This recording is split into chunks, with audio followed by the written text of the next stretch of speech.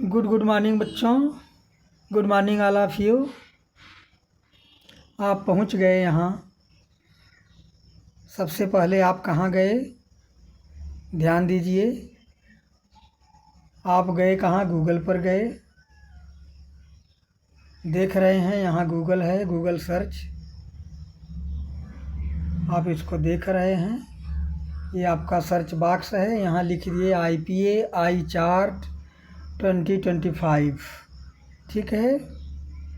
जैसे ही आप यहाँ लिखे इसको, उसके बाद आप थोड़ा सा जैसे ही स्क्रॉल करते हैं तो आपके सामने यहाँ आ जाता है एक लोगो, इंटरनेशनल फोनेटिक एसोसिएशन। और इसी पर आप टच करते हैं। जो ये लोगो है यहाँ, इसी पर आप टच करते हैं। जैसे ही आप इसको यहाँ टच करते हैं, आपके सामने यहाँ आ गया इंटरेक्टिव IPA चार्ट। ठीक है। अब सबसे पहले आप देख रहे हैं यहाँ आपको देखने को मिल रहा है कॉन्सोनेंट पल्मोनिक, वह व्यंजन ध्वनियाँ जो कि हमारे फेफड़े से हवा निकल करके आती है और मुंह में विभिन्न प्रकार के से रुकावटों, बाधाओं को पार करते हुए व्यंजन ध्वनि बनती है। कुछ ऐसी भी ध्वनियाँ हैं जो गले से ही बनती हैं केवल।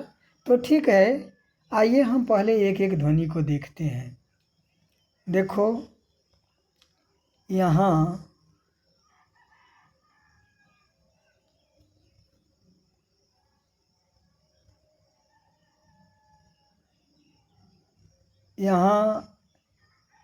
यह ध्वनियाँ हैं 2,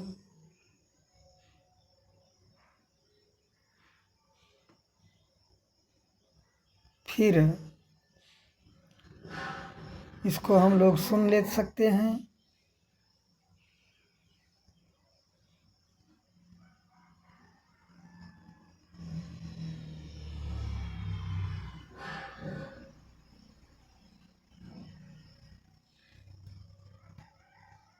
जैसे हम इस पर टच करते हैं, तुरंत आ गया हमारे सामने। पा अपा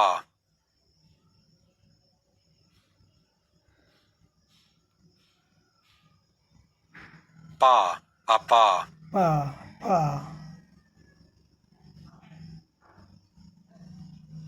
पा अपा पा अपा पा अपा पा अपा पा अपा पा अपा पा अपा पा। पा इसकी अपा ध्वनि का उच्चारण पा पा पा। अपा पा अपा। ठीक है। अब इसी तरह से आप नेक्स्ट साउंड को भी सुनेंगे और देखेंगे, पहचानेंगे।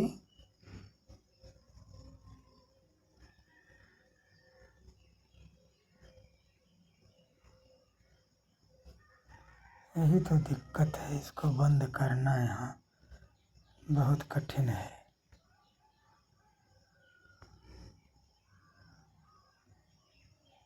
आप यहाँ कॉर्नर में गए, क्रॉस है, क्रॉस को टच कर दिए, वो जो है यहाँ से हट गया। ठीक है। अब जो है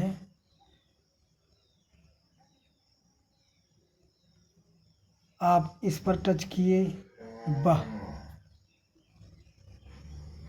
ध्वनि को सुन लीजिए।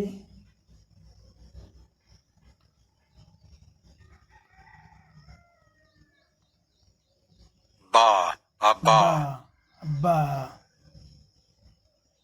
बा अपा। ठीक है। अब फिर जो है आप जाते हैं, इसको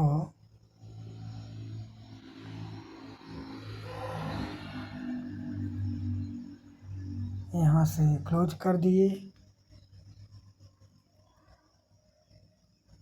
फिर आप आते हैं यहाँ, ये ट और ड पहले पूरा देख लेते हैं, उसके बाद सुनते हैं, क्योंकि एक साथ एक काम ही करना उचित है। ट ड 4 हो गया,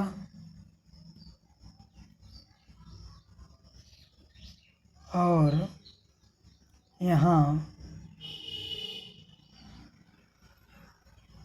क ग 6 हो गया,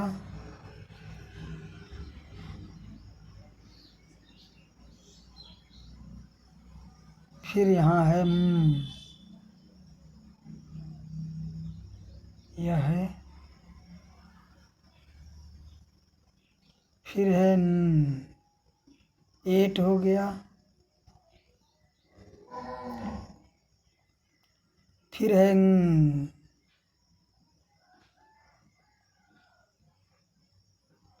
घबराने की बात नहीं है कि इतना सारा सिलेबस में है, नहीं। तो 6 और 3 9 हो गया। चलिए अब हम लोग चलते हैं,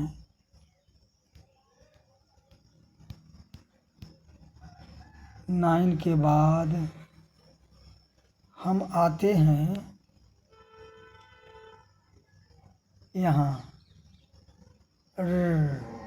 10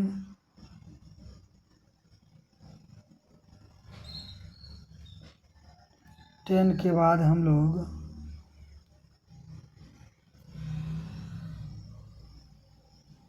फ और वह 2 ध्वनियाँ यहाँ हैं। 12 थ द 14 16 ज 18। ये ध्वनियाँ ये अंग्रेजी में होती हैं, और जो ढेर सारी हैं वो सब अदर भाषाओं में होती हैं। 18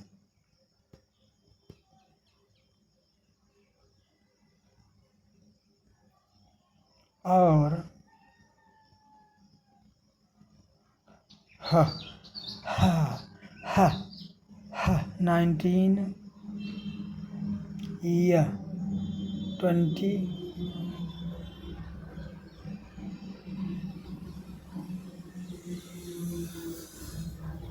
और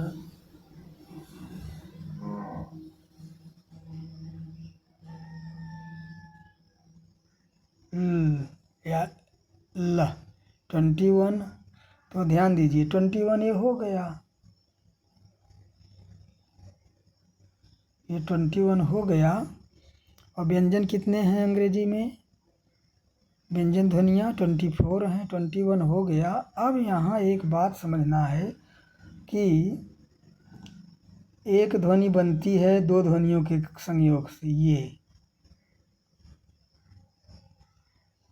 च, और एक और बनती 22 हो गया, और एक ध्वनि ये बनती है ज, 23 हो गया।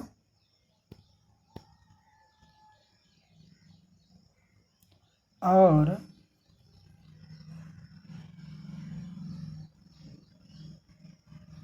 एक ध्वनि यहाँ है, ये 24 हो गया। ठीक है, 24 हो गया। फिर आप आते हैं वावल में। व्यंजन ध्वनियाँ 24 आपने देखा, और वावल में जो है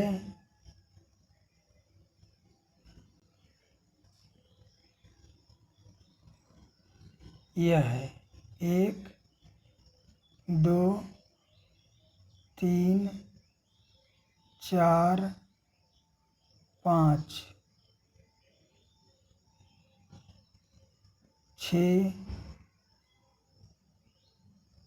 7 8 9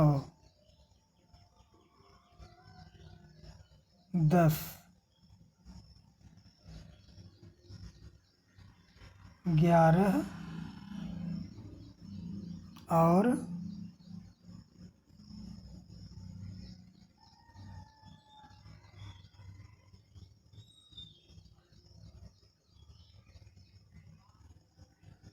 12। अब ये 12 हो गया स्वर। इन 12 स्वरों में से 2 को ले करके 8 संयुक्त स्वर बन जाते हैं, तो हो जाता है कितना 12 और 8। इन्हीं के कम्बिनेशन से ये 8 बनता है, तो 20 ये हो गए आपके स्वर ध्वनि संकेत। फिर आपके सामने आता है सुप्रासेगमेंटल्स।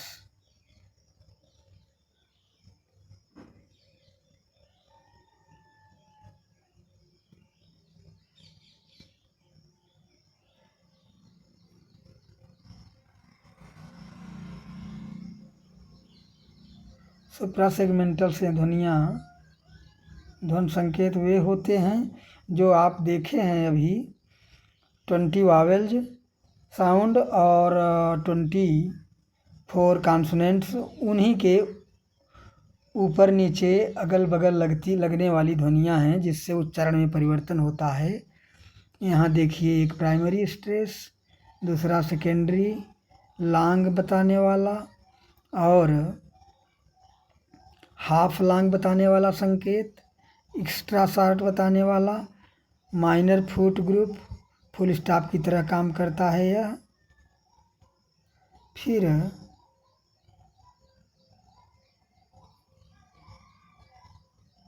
आता है मेजर यानी इंटोनेशन वाला ग्रुप और सिलेबल डिवीजन, जो कि शब्द में कितने स्वर ध्वनि संकेत हैं और कितना ग्रुप कितनी बार में अलग अलग बोला जाता है, सिलेबल डिवीजन यह है। और ध्वनियों को में जब लिंक हो जाता है तो लिंक वाला चिन्ह ये है। ठीक है, अब ये कितना हो गया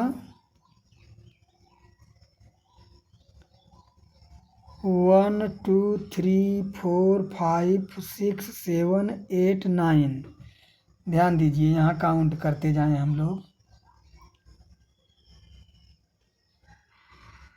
24 कॉन्सोनेंट साउंड, 20 वावल साउंड और 9 ये जो है सुप्रासेगमेंटल चिन्ह है।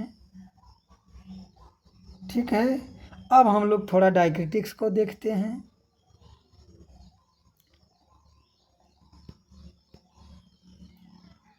अब डायक्रिटिक्स कहाँ हैं? यहाँ है, यहाँ देख रहे हैं, ये डायक्रिटिक्स मार्क्स हैं। और ये जो है वाइसलस के नाम से जानी जाती है, जो महत्वपूर्ण है, यह अक्सर प्रयोग होता है। फिर आस्पिरेटेड साउंड, यह भी, और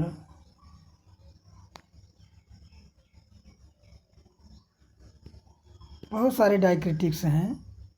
3 हो गया,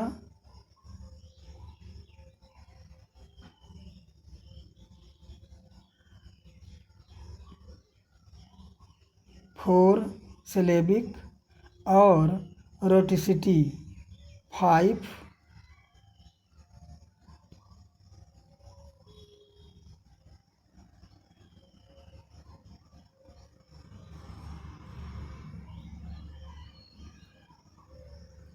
no audible release 6, nasal 7 nasal release, और डेंटल 8।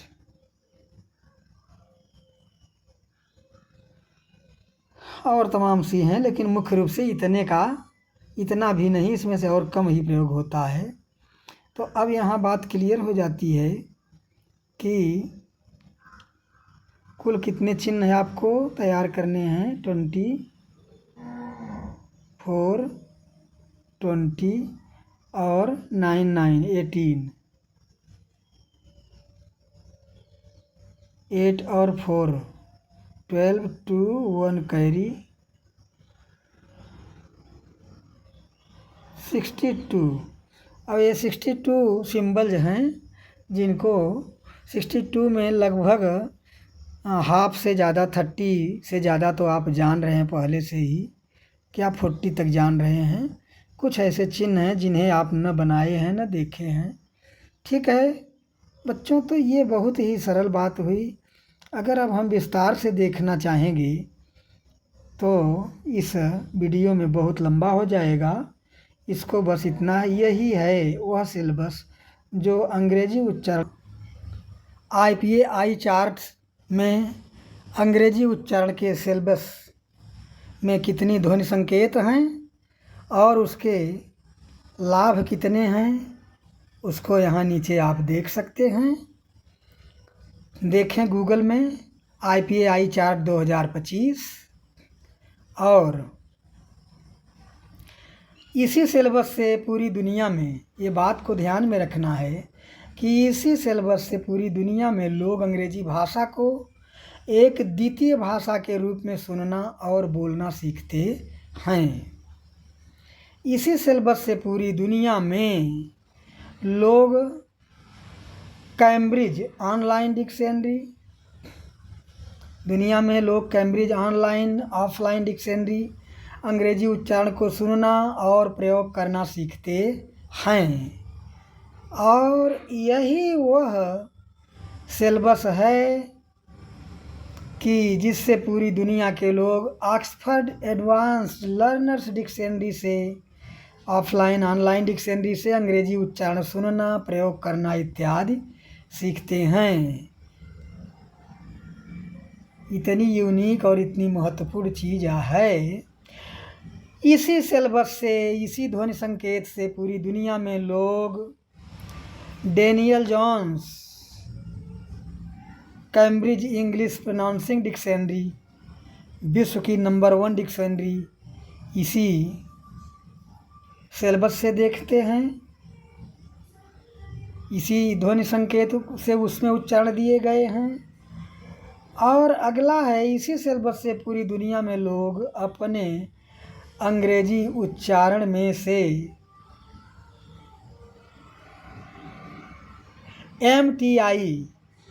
MTI मतलब मदर टंग इन्फ्लुएंस, जो हमारी प्रथम भाषा होती है, उसका प्रभाव हम जब अंग्रेजी द्वितीय भाषा के रूप में सीखते हैं तो उसमें वही उच्चारण चला जाता है। लेकिन ये जो सिलेबस आप देख रहे हैं, इस सिलेबस से हम रियल नेटिव स्पीकर की तरह बोलने लगते हैं और हमारी MTI मदर टंग इन्फ्लुएंस हट जाता है। और नेक्स्ट पॉइंट आती है कि इसी सिलेबस से पूरी दुनिया में लोग RP रिसिप्ट प्रोनाउंसिएशन, जो ब्रिटिश का उच्चारण है, उसको सीखते हैं। और यह वही सिलेबस है जिससे पूरी दुनिया में लोग GA जनरल अमेरिकन अंग्रेजी उच्चारण सीखते हैं। इसी सिलेबस से BBC इंग्लिश न्यूज़ फ्लुएंसी और एक्सेंट सुनने, समझने और बोलने में सरलता मिलती है।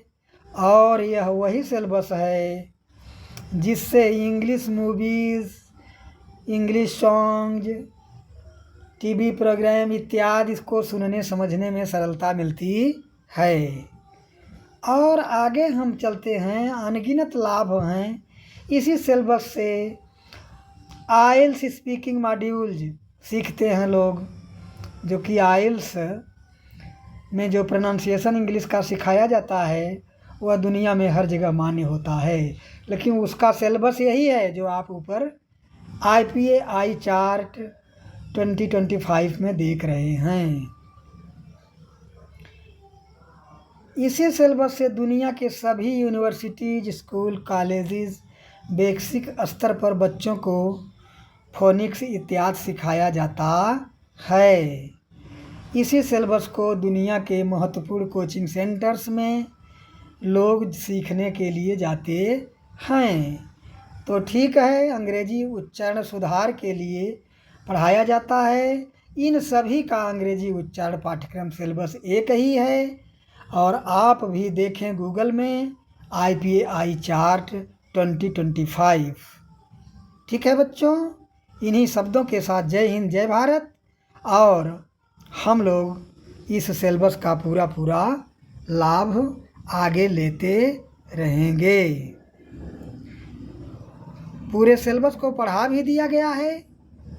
आप देखेंगे जब जा कर के सीखो IPA 44+ TS यूट्यूब चैनल में, तो आपको पूरा मिलेगा।